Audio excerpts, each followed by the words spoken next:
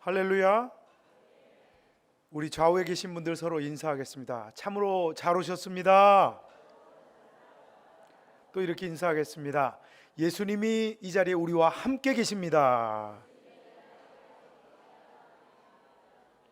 또 고백합니다. 그래서 좋은 일이 일어납니다.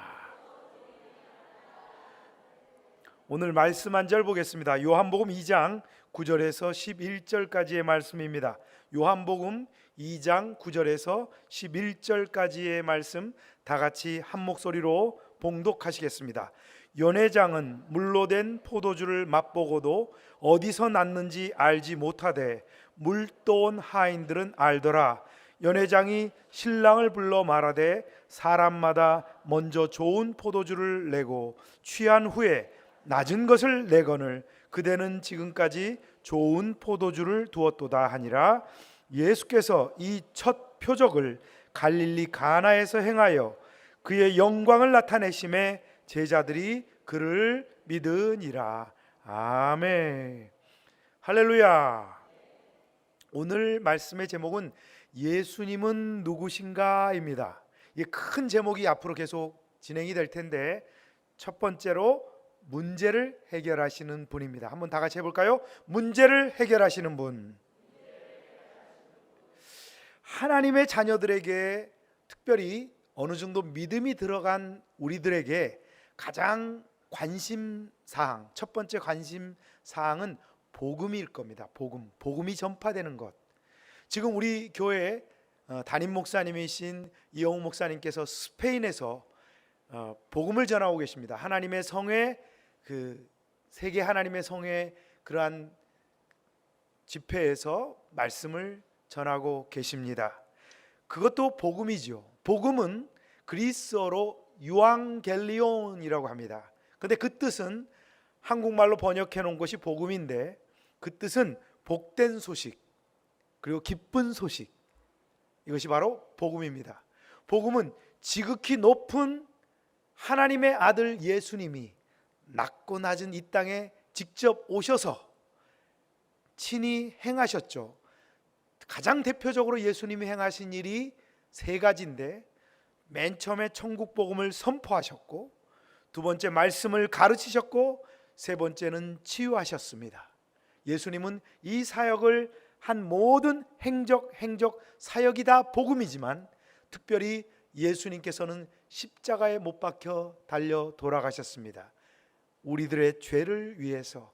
그것도 또한 복음이고, 부활하신 예수님, 앞으로 오실 재림하실 그 예수님의 처음과 예수님의 마지막이 모든 것이 다 복음입니다. 할렐루야. 예수님은, 그래서 예수님의 삶 그 자체가 복음입니다. 그래서 복음서를 그냥 하나만 나오면 되는데 예수님의 복음을 더 잘 알려주기 위해서 복음서가 4개나 기록된 것입니다. 여러분도 잘 아시다시피 마태, 마가, 누가, 요한, 그 중에서도 특별히 요한복음은 예수님의 복음 내용을 아주 쉽게 잘 기록해 놨습니다. 요한복음은 특별히 또한 의미가 깊은 것들, 뒤에 숨겨진 의미들이 조금만 자세히 들여다보면 요한복음을 통해서 어떤 예수님인지를 잘 알 수 있습니다. 그래서 저는 이제 앞으로 당분간 오랫동안 예수님은 누구신가 라는 제목으로 계속해서 말씀을 전할 겁니다. 그 첫 번째 말씀이 오늘이 바로 문제를 해결하시는 분 예수님을 얘기합니다. 할렐루야. 그래서 요한복음의 첫 번째 에피소드는 바로 2장에 등장합니다. 2장은 바로 여러분들도 잘 알고 계시는 갈릴리 가나에서 이루어진 혼인잔치에서 이루어진 기적이죠. 갈릴리 가나라는 곳은 예수님의 고향인 나사렛에서 약 6km 정도 북쪽에 위치한 아주 가까운 곳에 있습니다. 지금 밑에 그림을 보면 사해가 있고 더 위에 올라가면 동그랗게 파랗게 된 게 갈릴리입니다. 갈릴리 바다, 또 갈릴리 호수 이렇게 얘기하죠. 그 옆이 가버나움이고 그 밑에 쪽이 예수님의 고향인 나사렛이고 그 위로 조금만 올라가면 가나입니다. 나사렛에서 쭉 내려가면 수가가 있고 더 아래로 내려가면 예루살렘이 있고 베들레헴이 있습니다. 예수님의 공생의 기간은 갈릴리 호수 근처에서 주로 활동을 하면서 모든 활동이 그곳에서 이루어집니다. 요한복음의 첫 사건은 예수님께서 갈릴리 가나 결혼식에 초대받으시면서 이 사건이 시작됩니다. 요한복음 2장 1절에서 2절입니다. 사흘째 되던 날 갈릴리 가나에 혼례가 있어 예수의 어머니도 거기 계시고 예수와 그 제자들도 혼례의 청함을 받았더니. 아멘. 아마도 이 결혼식은 예수님이 평소 잘 알던 지인이었던 것 같습니다. 아니면 가까운 친척이었을 수도 있고요. 성경은 그 내용은 나오지 않습니다. 그런데 우리가 짐작할 수 있는 부분은 예수님만 초청받은 것이 아니라 예수님의 어머니 마리아, 그리고 예수님과 이제 제자들과 함께 일하기 공생애가 바로 시작이 됐는데, 이 예수님의 제자들을 모았는데 이 제자들도 다 초청을 받았습니다. 그래서 제자와 예수님의 어머니가 함께 초대받아서 이 결혼식에 참여한 것입니다. 이제 결혼식은 잘 안전하게, 신랑이 넘어지는 일이나 신부가 절하다가 넘어지는 일 없고, 이거 한국식이죠. 그런 일 없고 잘 끝났습니다. 그래서 결혼식에 온 하객들이 다 같이 즐겁게 식사를 하고 있습니다. 신랑 신부를 마음껏 축하해주며 맛있는 음식을 먹고 있는 중이었습니다. 보통 유대인들은 결혼식과 피로연을 하루에 끝내는 것이 아니라, 우리는 하루에 다 끝내죠. 우리는 결혼식 15분도 하고 먹는 것만 하고 오시는 분들도 있는데, 유대교에서 보통 있는 또 이스라엘의 풍습은 결혼식을 7일간 합니다. 피로연이 7일간 일주일 내내 진행됩니다. 그래서 우리 상식으로는 잔치집에 당연히 음식이 있죠. 근데 우리의 상식으로 봤을 때 반드시 우리가 많은 음식을 했을 때 음식이 잘 넘어가려면 뭐가 있어야 되죠? 물이 있어야죠. 물. 여러분, 음료가 있어야 됩니다. 여러분, 아무리 좋은 음식을 많이 준비했더라도 이 음식을 먹고 물을 마시지 않고 계속 소화할 수 있나요? 뭐 이렇게 잡채나 우리 그 잔치집에 갔을 때 우리 홍어회 이런 거 먹잖아요. 그걸 먹고 나서 오물오물 먹고 씹었는데 목에 탁 걸리면 어떻게 되죠? 물을 마셔야 되겠죠. 아니면 사이다를 마시거나 콜라를 마시거나 이렇게 하겠죠. 바로 이 아무리 진수성찬이 있더라도 맛있는 음식이 잘 넘어가게 해주는 음료가 없다면 그 음식은 무용지물입니다. 여러분, 지중해성 기후를 가진 국가들이 있습니다. 지금 오늘 등장하는 이 이스라엘, 그리고 더 가까이에 있는 그리스, 조금 더 가면 스페인, 조금 더 가면 이탈리아, 조금 더 가면 프랑스, 이런 나라들을 다 지중해성 기후의 국가라 그러는데, 이 나라들에는 물이, 제가 이탈리아에 7년을 살아봤기 때문에 아는데, 물에 석회가 너무 많이 있습니다. 그래서 물을 좋은 곳에서 떠오든 강에서 떠오든 호수에서 떠오든 다 석회가 있어요. 겉으로 보기에 맑은 것 같지만 석회가 있어서 먹으면 큰일 납니다. 그래서 거기에 뭐 레몬 같은 걸 넣어놓는 이유가, 여러분들 레몬을 물이 향이 좋으라고 넣는 게 아니라 사실은 석회 부분을, 석회를 약간 빨아들입니다. 레몬이 그런 효과가 있기 때문에 레몬을 넣어서 먹습니다. 어쨌든 그 지중해성 기후의 국가들은 물을 오랫동안 정수하지 않으면, 그러니까 많은 물이 필요하면 이렇게 막 돌도 깔고 뭐 이렇게 막 정수하는 그 있잖아요. 여러 가지 거기를 통과해서 천천히 한 방울씩 떨어지면 마실 수 있는 물이 되는 겁니다. 그러니까 보통 잔치집에 마시는 물을 제공하는 것이 이미 죄송합니다. 만들어진 포도주를 제공하는 것보다 훨씬 힘들 겁니다. 그래서 보통 이스라엘을 포함한 제가 말씀드렸던 이 지중해성 기후의 나라들의 식사 시간에 식탁에 보면 반드시 지금 그림에서 보다시피 조금 남았죠. 레드 와인, 빨간 포도주 지금 보이죠? 안 보이는 분들은 안 보이시겠지만 컵에 담겨져 있습니다. 그것이 우리는 보통 한국 사람들은 에이 설마 그들이 그냥 술 먹고 싶어서 그러겠지 이렇게 생각하는데 절대 그렇지 않습니다. 그들은 오래전부터 그들의 문화에서 물을 마음껏 마실 수 없었기 때문에 물값하고 포도주 값이 같았습니다. 거의. 제가 직접 경험한 거예요. 그리고 제가 이탈리아 친구 집에 가면 반드시 식탁에 뭐 퍼스트, 세컨드 계속해서 디저트까지 쭉 나오는데 반드시 와인이 올라와 있습니다. 그러니까 우리는 우리 한국 문화에 있어서 막걸리를 마시고 이런 문화를 얘기하는 게 아니고 그들은 그냥 음료입니다. 음료. 물의 의미예요. 이것을 안 믿는 분들이 있더라고요. 저 목사님은 혹시 의심하거나 의심하지 마십시오. 이렇게 많은 사람이 참여하는 결혼식 피로연이야말로 물을 준비할 수가 없는 것입니다. 그렇기 때문에 이미 준비된, 그러니까 그 피로연에서 가장 중요한 것이 포도주입니다. 포도주. 그래서 가나의 혼인잔치가 벌어졌는데 예상보다 손님이 많이 왔던 것 같습니다. 그러니까 갑자기 포도주가 떨어져 버리고 마른 것입니다. 요한복음 2장 3절에서 5절입니다. 포도주가 떨어진지라. 예수의 어머니가 예수에게 이르되 저들에게 포도주가 없다 하니 예수께서 이르시되 여자여 나와 무슨 상관이 있나이까 내 때가 아직 이르지 아니하였나이다. 그의 어머니가 하인들에게 이르되 너에게 무슨 말씀을 하시든지 그대로 하라 하니라. 할렐루야. 보통 이런 상황은 결혼식에서 있을 수 없는 일입니다. 그러니까 신랑이 이 피로연을 신랑 집안에서 준비하는 거거든요. 그래서 신랑 집안에 큰 비상이 걸린 겁니다. 신랑 부모님을 비롯한 결혼식 주최자들에게 엄청난 당황스러운 일이 벌어진 것입니다. 이제 음료가 떨어진 것입니다.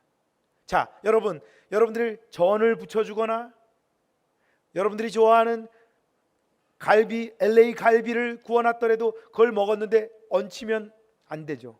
음료가 없다고 한번 생각해 보십시오. 축하의 분위기가 고취되고 있는 피로연이 이제는 중단해야 되는 상황이 된 것입니다.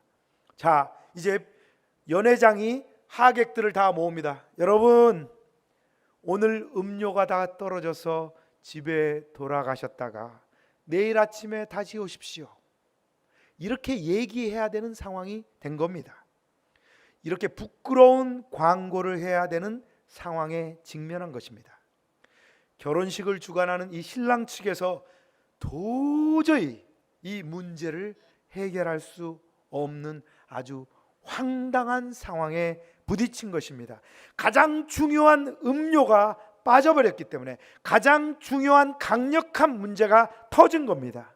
그래서 어머니 마리아와 아마 친척이었는지 가까운 지인이었는지 모르지만 예수님의 어머니 마리아에게 지혜를 청한 것입니다. 혹시 방법이 없을까요? 뭐 아마 방법이 없었을 겁니다. 그냥 하소연한 거죠. 그냥 중요한 예수님에다가 예수님 제자나 마리아까지 다 초청해 놨는데 음료 없으니까 다 돌아가세요 하려니까 안타까워서 하소연을 한 겁니다. 하소연을. 그랬더니 어머니 마리아는 그 결혼식에서 일하고 있는 하인들에게 예수께서 무슨 말씀을 하시든지 그대로 하라고 명령한 것입니다. 요한복음 2장 6절에서 7절 한번 다 같이 읽어보겠습니다. 거기에 유대인의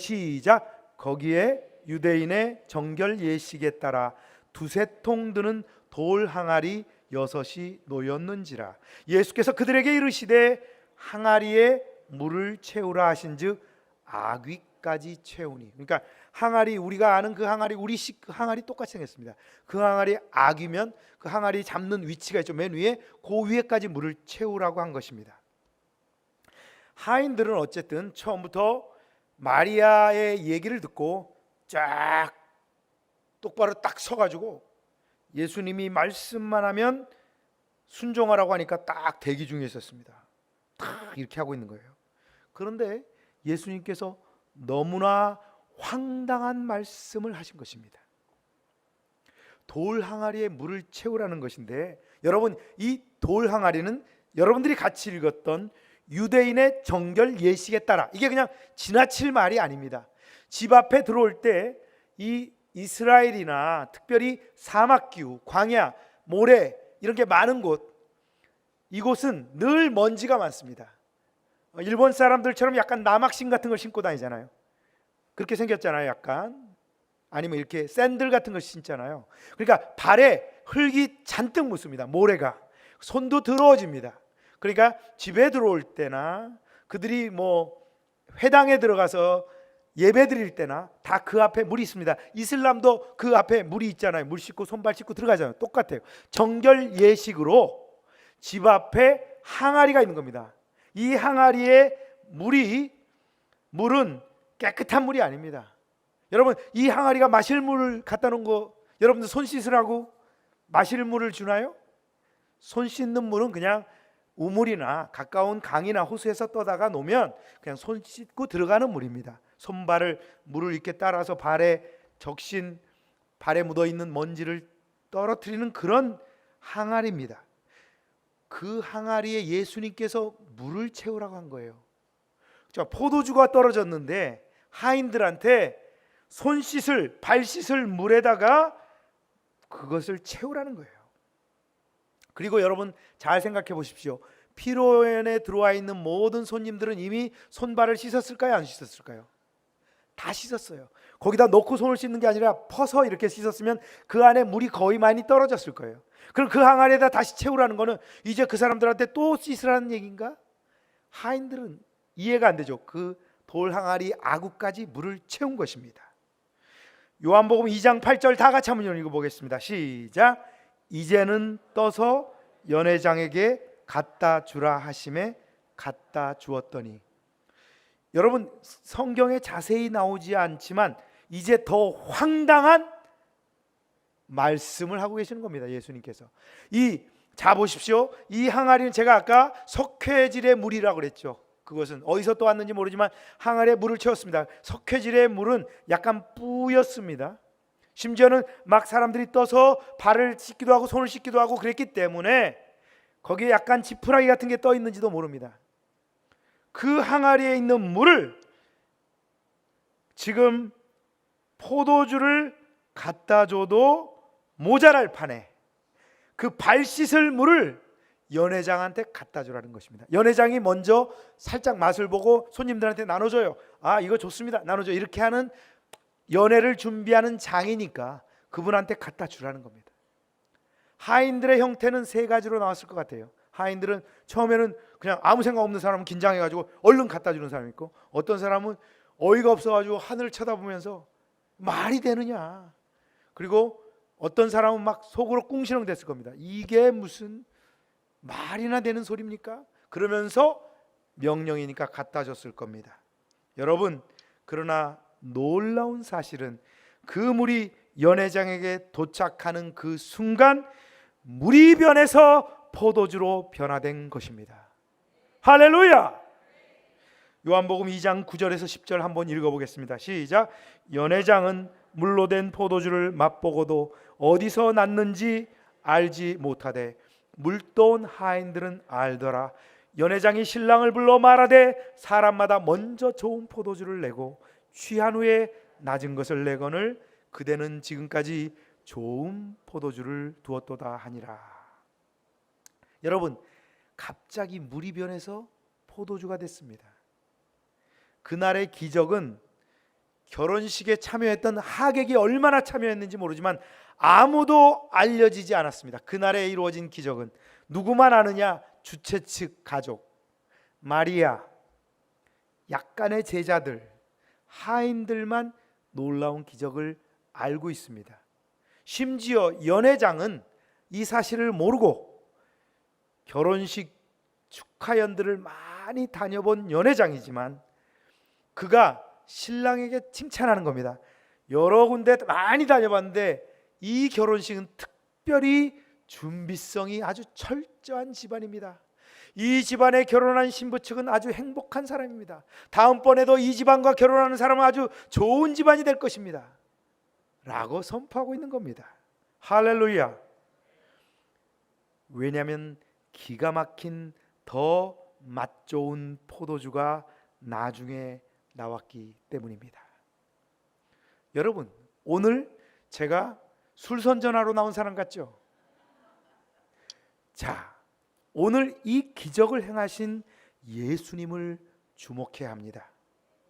이 에피소드는 단순히 음료를 만드신 예수님을 알리고자 한 것일까요?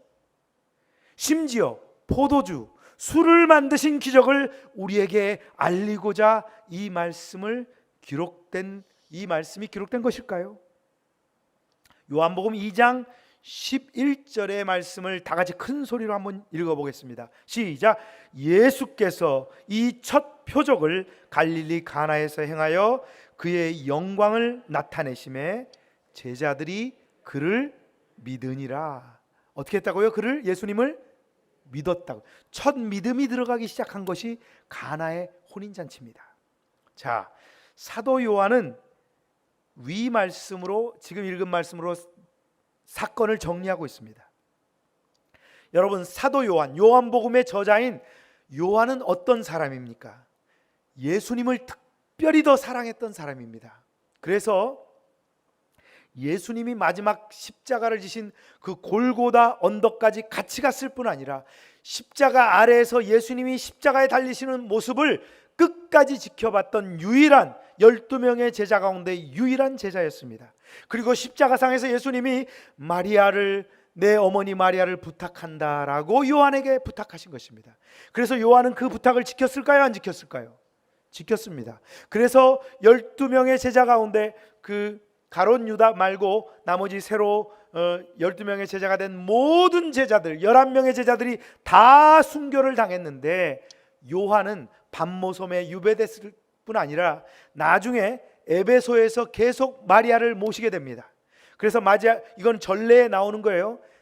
어머니 마리아가 에베소에서 이제 마지막을 다했고, 사도 요한도 에베소에서 목숨을 수명을 다해서 순교당한 것이 아니라 자연사했습니다. 유일한 예수님의 제자 중에서 사도 요한은 그랬습니다. 그리고 사도 요한은 심지어 제가 바울에 대한 말씀을 많이 전했는데 바울이 에베소 교회를 개척하지 않았습니까? 그 에베소 교회 담임 목사 역할도 사도 요한이 잠깐 했습니다. 그때가 이미 90세가 넘었을 때예요.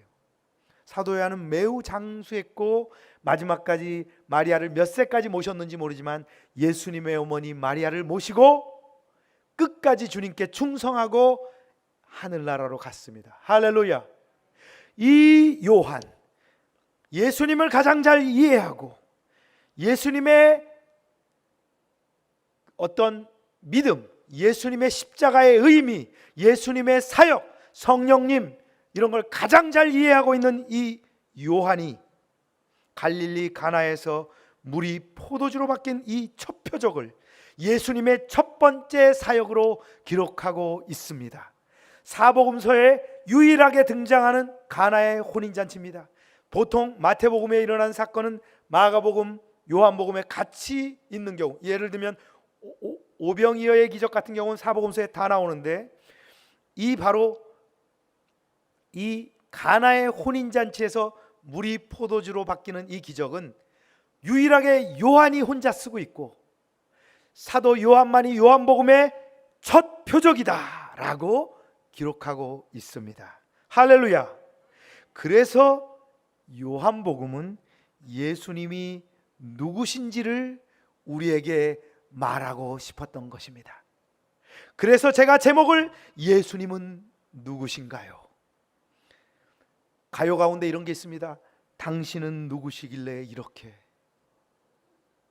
예수님은 누구시길래 우리를 이렇게 감동시키나요? 할렐루야. 본론은 이제 짧습니다. 이게 다 서론이에요. 본론은 세 가지입니다. 자, 첫 번째, 예수님은 누구시냐면 우리의 실제 문제를 해결하시는 예수님. 한번 다 같이 해봅니다. 실제 문제를 해결하시는 예수님. 세상에 많은 종교가 있습니다. 그리고 세상 사람들은 예수님을 4대 성인 중에 한 사람, 또 종교 지도자로 압니다. 그래서 예수님은 저 구말리 장천에 멀리에 있는 사람으로 알고 있습니다. 그러나 오늘 말씀을 통해서 본 예수님은 우리 삶의 가장 실질적인 부분을 해결해 주시는 분으로 등장합니다. 실제 일어난 이 일은 본래 혼인잔치에서 일어난 일로서 이 혼인잔치에서 가장 중요한 문제, 그 문제를 해결해 주기 위해서 예수님이 행하신 표적입니다. 제가 아까 말씀드린 대로 혼례 잔치, 혼인 잔치에서 피로연에서 가장 중요한 것은 바로 음료이다, 포도주이다. 여러분, 예수님은 우리 삶에서 먼저 해결해야 할 것이 무엇인지 누구보다 잘 아시는 주님이라는 겁니다. 그래서 우리 삶의 우선의 어려움을 예수님 앞에 간구해야 되는 것입니다. 여러분, 오늘 기도하러 오셨는데 여러분 첫 번째 문제, 부동산 문제가 있습니까? 학업의 문제가 있습니까? 관계의 문제가 있습니까? 회사 승진의 문제가 있습니까? 여러분들의 우선인 문제를 예수님 앞에 아뢰십시오. 예수님은 갈릴리 가나의 혼인잔치에서 가장 필요했던 문제가 포도주를 만들어주는, 바로 그 연회 석상에서 이루어지는 음료를 만들어주는 일이 가장 우선된 일이었기 때문에 그 문제를 해결해 주셨던 것입니다. 시편 23편 1절에 보면 야훼는 나의 목자시니 내게 부족함이 없으리로다.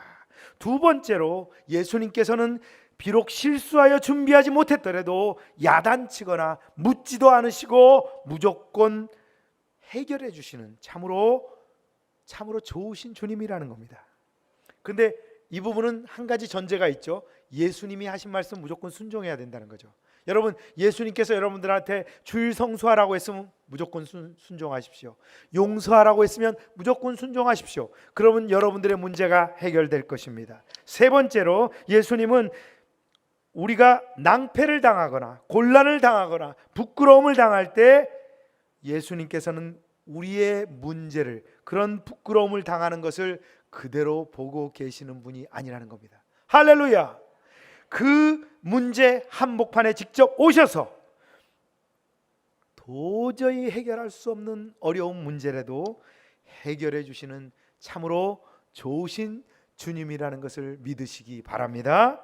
이제 두 번째로 우리의 죄의 문제를 해결하시는 예수님입니다. 다 같이 해봅니다. 죄의 문제를 해결하시는 예수님. 가나의 혼인잔치에서 물이 포도주로 바뀐 것은 사도 요한이 아주 상징적인 의미로 그걸 써놓은 겁니다. 첫 번째 기적으로 혼인잔치집에 포도주가 빠진 것은 가장 핵심이 빠졌다는 것인데, 지금 이 자리에 여러분들이 저와 함께 예배를 드리고 있습니다. 이 예배를 드리는 대상이 누굽니까? 누구한테 예배를 드리는 거예요? 하나님께 예배를 드리죠. 삼위일체 하나님, 아버지 하나님, 아들 예수님, 성령 하나님, 삼위일체 하나님께 예배를 드리고 있습니다. 그 예배를 드리는 대상의 핵심은 바로 예수 그리스도 아닙니까? 그 예수님 사역 가운데 핵심은 뭡니까? 십자가 사건입니다. 십자가 사건에서 핵심은 무엇입니까? 바로 우리 죄를 위해서 흘리신 보혈입니다. 그렇습니다. 기독교, 그리스도교의 핵심은 예수님의 피입니다. 할렐루야! 그 피가 우리를 살린 겁니다. 그 피가 우리를 새롭게 한 것입니다. 그 피가 우리에게 새 생명을 준 것입니다. 바로 그 피 때문에 지금 우리는 예배를 드리고 있는 것입니다. 가나의 혼인잔치에서 포도주가 빠지면 아무것도 아닌 것처럼 지금 우리 그리스도교에서 예수님의 십자가, 예수님의 보혈을 빼면 아무것도 아닌 것입니다. 그냥 우리들이 모이는 그냥 모임이에요. 친선 모임에 불과한 겁니다. 이 자리에 예수의 보혈이 없고 예수의 십자가가 없다면 이거는 그냥 모임입니다. 예수님의 십자가와 예수님의 보혈이 있는 모임이야말로 진정한 영과 진리의 예배가 되는 것입니다. 예수님의 보혈이 빠지면 아무것도 아닌 것입니다. 그래서 요한은 첫 표적이 나타난 가나의 혼인잔치에서 물이 포도주로 바뀐 사건을 기록한 것입니다. 예수님의 첫 번째 표적도 포도주로 육군 사건으로 나오고요.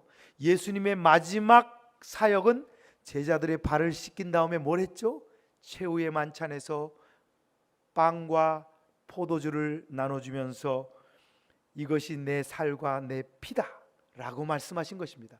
예수님의 사역의 출발도 포도주고 마지막도 포도주입니다. 그것은 포도주를 강조하고자 하는 것이 아니라 그것이 바로 예수의 보혈, 예수의 피를 얘기하는 것입니다. 그래서 우리는 여의도 순복음교회는 매달 첫 주에 주일 성찬 예배로 드리는 것입니다. 마태복음 26장 27절에서 28절 큰 소리로 한번 읽어보겠습니다. 또 잔을 가지사 감사 기도를 하시고 그들에게 주시며 이르시되 너희가 다 이것을 마시라. 이것은 내 제 사함을 얻게 하려고 많은 사람을 위하여 흘리는 바 나의 피 곧 언약의 피니라. 포도주가 예수님의 피라는 거예요. 할렐루야.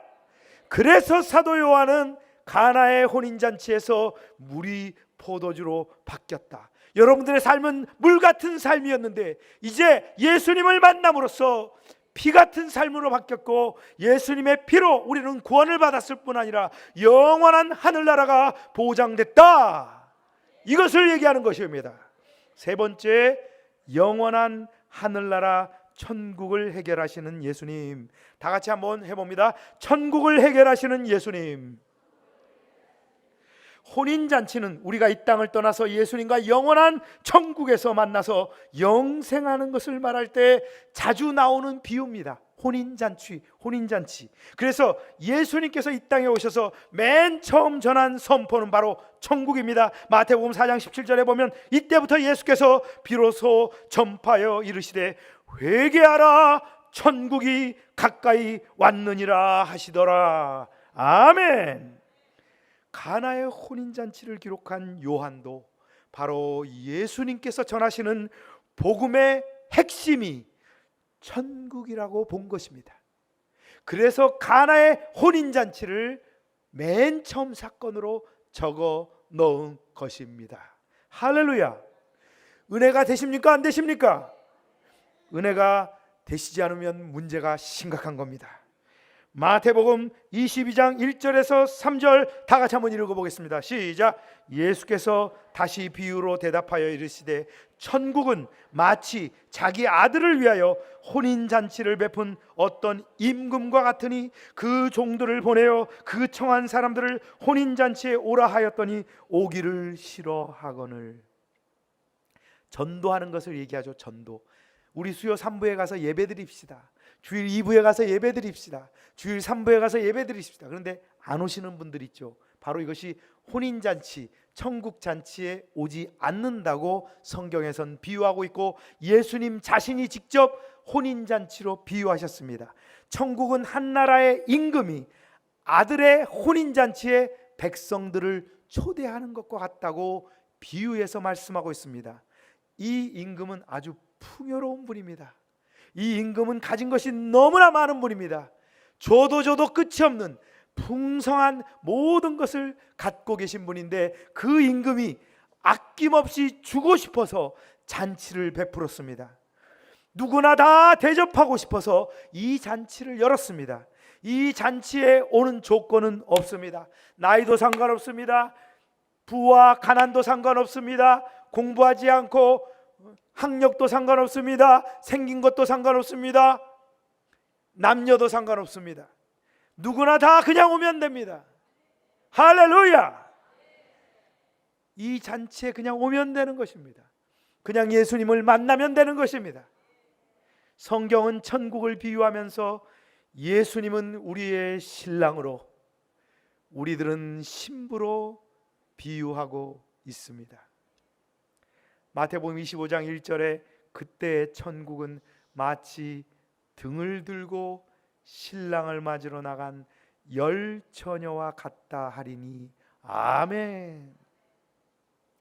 첫날 밤을 맞이하는 신부는 설렘으로 가득합니다. 만약 설레는 마음이 없다면 신부가 아닐 것입니다. 신부는 신랑을 맞이하기 위해서 몸도 정숙하게 해야 하고 그때 당시에는 불이 없었기, 전기가 없었기 때문에 기름병도 준비해야 됩니다. 신랑이 올 수 있도록. 우리가 지금 기혼이신 분들도 있고 미혼이신 분들도 계시겠지만, 결혼해 보신 분들은 아시겠지만, 처음 결혼하실 때 그 마음으로 예수님의 재림을 기다리시면 됩니다. 설레지 않습니까? 사이가 안 좋군요. 저는 너무나 감사하게도 그때가 많이 생각나고, 저희는 사이가 좋기 때문에 그 결혼할 때의 마음으로 예수님의 재림을 기다린다는 말을 분명히 할 수 있습니다. 결론으로 이제 얘기합니다. 예수님은 누구십니까? 갈릴리 가나의 혼인잔치를 통해서 우리에게 다가오시는 예수님은 누구십니까? 그분은 우리 삶의 실질적인 문제, 가장 최우선의 문제, 그 문제를 해결해 주시는 분입니다. 두 번째로, 그분은 우리가 매일매일 범하는 악한 죄, 그 죄의 문제를 십자가에 흘리신 피로 해결해 주시는 분입니다. 세 번째로, 우리의 죽음의 문제, 사후의 문제, 이 부분을 완전히 해결하셔서 영원한 하늘나라를 예비하신 분입니다. 너희는 마음에 근심하지 말라. 하나님을 믿으니 또 나를 믿으라. 이렇게 예수님께서 말씀하신 것입니다. 이제 영원한 하늘나라를 예비하시고 재림하실 때 우리가 부활하여서 영원한 주님 나라에서 예수님과 함께 살아갈 그 예수님은 우리의 신랑이자 우리가 영원히 모실 왕이신 분입니다. 이런 예수님을 믿고 의지하는 저와 여러분들이 되시기를 예수님의 이름으로 축원합니다.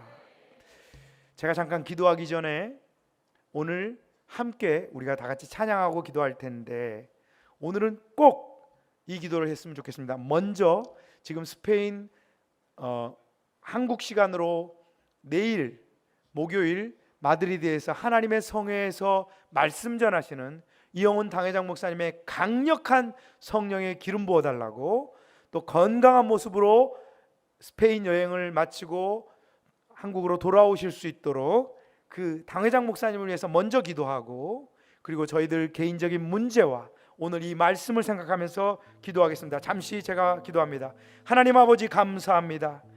갈릴리 가나의 혼인잔치를 통해서 예수님이 누구신지를 우리에게 알려주시니 감사합니다. 우리에게 가장 필요한 것이 무엇입니까?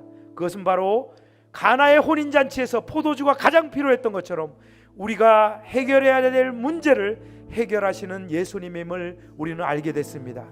그리고 우리의 죄를 대속하시기 위해서 십자가에서 죽으신 그 예수님의 피, 그 피로 우리의 죄의 문제를 해결하시는 분임을 알았습니다.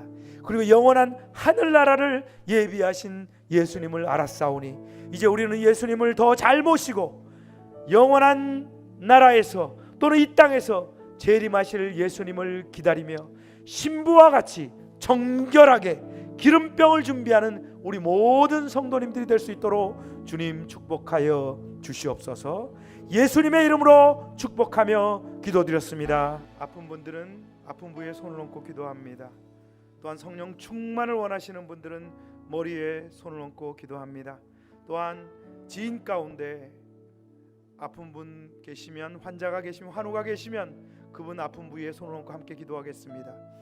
오늘 하나님 아버지 감사합니다. 오늘 가나의 혼인잔치에서 물이 포도주로 바뀐 것처럼 우리는 우리 예수님의 핵심은 십자가 사건이고, 그 십자가 사건의 핵심은 예수님의 흘리신 피입니다.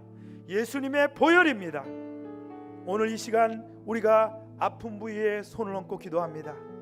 예수님의 보혈을 의지해서 기도합니다.